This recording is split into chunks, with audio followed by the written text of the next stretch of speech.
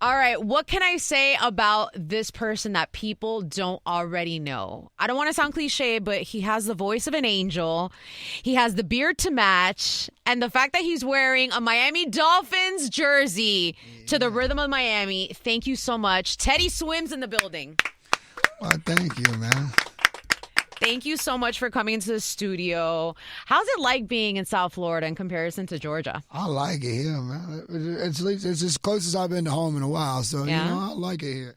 I like it here, and at least the Dolphins are doing better than the Falcons. You know we were this close. We were this close to making it. This close. Yeah, I'll gladly be a Dolphins fan. You know what I'm saying? Like the Falcons, man, they've been letting me down for a while. Oh no! It's a good day to be a dog. You know, like we at least got UGA going for us. You know, it's a good day to be a dog. But NFL, hell no.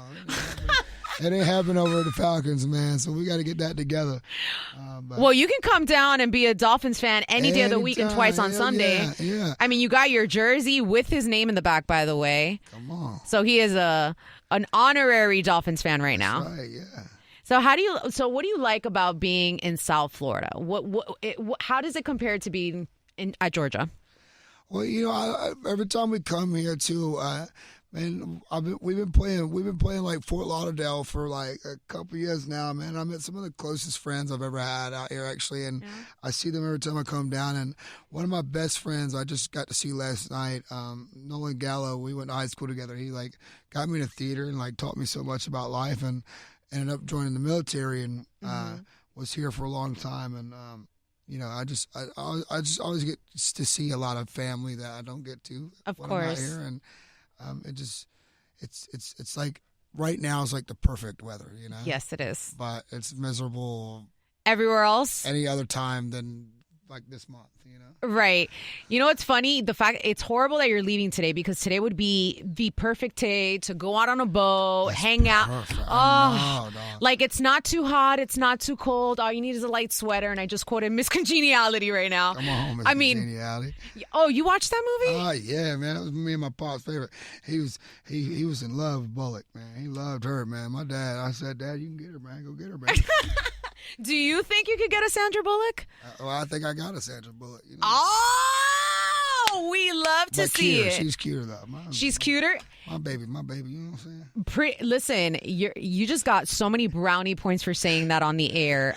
Shout out to your significant other. Yeah, that's my baby. How do you maintain a happy relationship traveling so much and being on the road and blowing up right now? Because let's face it, you're hotter than sin right now. So how do you maintain a relationship being on top of your game? See, you're either maintaining a relationship or you're on top of your game. You know what I mean? I don't really. We're finding a balance every day. I think that the crazy thing about a balance is balance takes continuous work. You know, you think like everything has like a calculated balance point, but there's other things that come in, and like if the wind comes over and blows something over, then it's not balanced. You know, and I think it's just a constant maintenance of balance, and just communication is so wonderful. It's so important to be like, hey, you hurt my feelings, you know, and then talk about whatever it is, you know, and it just communication is so key. Just emotionally, I think emotional intelligence. That's the only thing I could say. It's like, hey, this might be silly, but I feel this way, and I'm lucky that we can just always have those. And she does what I do too, so she's an artist, and you know, playing a show this evening too, and you know, so it's great too that now that I'm in this, where like if I call her like 3 a.m. and I'm in a studio, she's like, I'll call you back, I'm at a session. I'm like, oh, sick. Okay, she's not even worried about where I'm at. Yeah, and y'all understand each other. Yeah, it's great. Like, it's great. So for someone who's tried everything but therapy, you sound like someone who has done a little bit of therapy. Yeah, I'm very fortunate to you know, I've always been able to talk about my feelings and express myself. And I mean, every day I get to go up in front of strangers and just kind of trauma dump on a bunch of strangers all the time. And I say this in every. I'm so grateful I get to just talk my feelings out, and I'm doing it with my best friends, the best job in the world, and I'm just grateful I get to just spill my heart all the time and talk about, just create a safe place, for me and for people to talk. How does it feel to know that people look at you and consider you their safe space with your music, with the space that you've created for other people? That has to be huge. Like, do you feel like some pressure on you because you are someone else's safe space? Well, I think they created that for me, and I think I'm just grateful to be in a space that they created. I had nothing to do with that. I was just here talking. I was just here crying, and I'm still here crying, and people were just like, we feel it too. And I'm just grateful that somebody connected to what I was crying about and said, yeah, we also feel the same way. So I mean, I'm in your space, and I'm grateful to be here. Shoes off, man, let's hold the ground, I'm just grateful to be here. Well, I mean, here's the thing. So your career basically started off in YouTube. Someone saw your cover of Shania Twain 2019, and here you are 2024 with the #1 record on the Billboard charts, Lose Control. Tell me about how Teddy Swims has transitioned from doing cover artists and cover work to having the #1 single in the country. Man, again, the greatest people, the greatest team in the world, man. Warner Records, man. Warner Records. Oh my God, I can't tell you enough. Shout out to Warner. How much incredible they are as a record company. How much they've loved on me, Aaron Bass, Tom Course. I can't tell you about my team enough. Like, dog, there's a lot of kids these days that are coming up and they're. A lot of record companies are signing kids based off of a trend on TikTok or something, or a song, and then they'll sign this song, and then the kid doesn't get to make another song. And I'm telling you that company stood with me through a pandemic, signed me, has developed me, let me become the artist that I was. And I think timing is everything, because at some point I used to be so impatient about what was happening, and I didn't think it was happening quick enough, and I was like, I wanted it all of it right now, and now when I look back, like, if it would have ever happened before right this second, like if it had happened in like 2020 or 2019, right, I would have spun out. I would have absolutely sent that success straight to my liver, what I mean? Which I am still drinking, but right. But I would absolutely like poop the whole battle. Oh, that, my what I mean? I would have spun out. Yeah. I wouldn't have been ready for the kind of the thing it takes to be what this is, and right. I'm grateful that they stuck by me, and I'm grateful that timing is just everything, isn't it? Well, I mean, you're someone that's turned into a household name in such little time. How does it feel to know that not only have you transcended genres and you're literally in people's living rooms? Did you ever expect your career to get so big in such a small amount of time? Well, I think it takes 10 years to make an overnight success, and so it seems like it's happening all it kind of compounds, but it's felt like a real slow burn for me.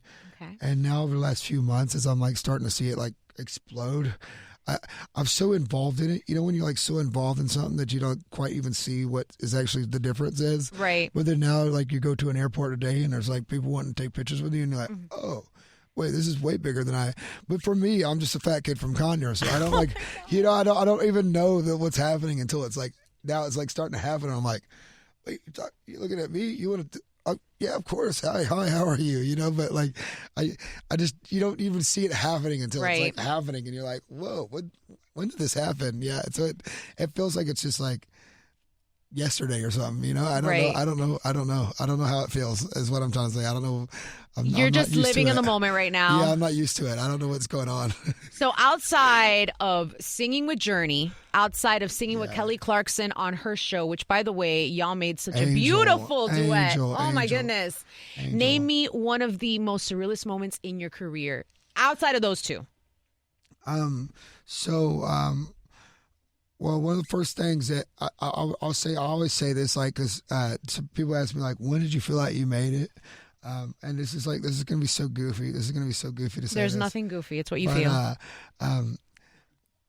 the first time it was happened to me, I think it was like 2020 or 2021. George Lopez followed me on Instagram, and it was like the coolest thing that's ever happened to me. And I love George Lopez. Did you grow up watching the George Lopez show? So like, that's always like when somebody's like, when did you realize you made it? I'm like, well, George Lopez followed me. That was my moment for me that I was like, yeah, I'm in. I did it. George Lopez follows me. Is he one of your favorite Don't stand-up talk to me comedians? again. I don't know any of you. George Lopez follows me. I mean, is he one of your favorite stand-up comedians? Yeah, he's great, bro. Man, and I recently too, man. Also, man, shout out to I recently got to meet Will Smith not too long ago too, and we got the same birthday too. Shout out, that's my twin. You know what I'm saying on everything, but Will Smith's my hero, man, and I'm grateful. I'm just like starting to get to meet my like the people that I like really look up to, and who's left on that list? Like, who would be your Mount Everest of people to meet? Martin Lawrence all day. Martin Lawrence. But you just met Will Smith. Yeah, well, obviously, I'm hoping that's going to lead to Martin Lawrence or Dwayne the Rock Johnson. Obviously, yeah. Okay. But Martin Lawrence I literally Martin is my favorite TV show of all time. Really? I watch that every day going to sleep. Dog, I got a Jerome tattooed on the back of my leg right here. No, right? you don't. Yeah, I love me some Martin Lawrence, man. He's my hero. He's my hero here, like my hero. Did you tell Will Smith this? Because I would have definitely told him, hey, I love you, and I love you on Bad Boys, but I love your boy more. Yeah, well, they're working on another one. I was like, look, Bad Boys you got casting or whatever, let me know, man. I mean, Dave Chappelle too. I got to meet Dave Chappelle not too long ago too. He's also tattooed right here on my thigh too, man. I mean, you're getting like some of the greatest efforts of all time. Singing's cool and all, but I want to be a stand-up comedian. That's what. Really? That's what I like to watch. That's all my time is like that stuff. Before we get out of here, I need you to tell me your top 3 favorite stand-up comedians because I love stand-up. So okay, Dave Chappelle's the greatest of all time 100%. As far as stand-up goes. Then I would probably go after that. I'll probably go Martin Lawrence. And then after that, I mean, I see it's hard because I want to say Eddie Murphy too. Like Eddie Murphy's one of the greatest of all times. Eddie Murphy, I mean, it's so hard to put it. Adam Sandler though, come on, Adam Sandler's the greatest. Also Adam Sandler. Yes, and he's gonna do a Happy Gilmore too. Yeah. It's so sad that Chubbs won't be on there. It's I got Chubbs on the back of my calf too. Don't. Yeah, look at this. Look at this.